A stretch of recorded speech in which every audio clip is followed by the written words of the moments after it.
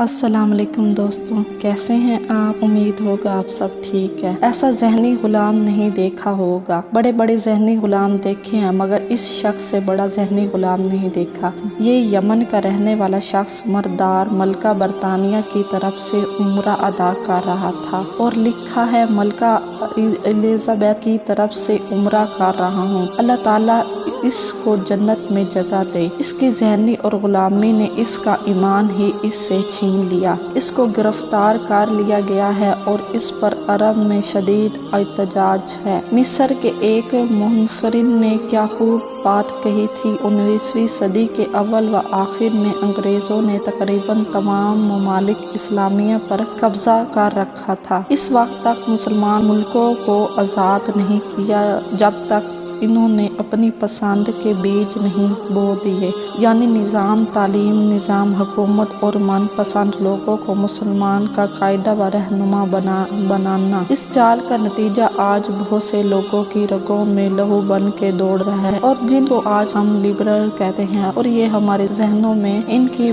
بتائے ہوئے ساری باتیں بیٹھ گئی ہیں۔ اگر آپ کو ہماری تحریر پسند آئے ہو تو پلیز چینل کو سبسکرائب کریں اور بیل آئیکن کو دبائیں۔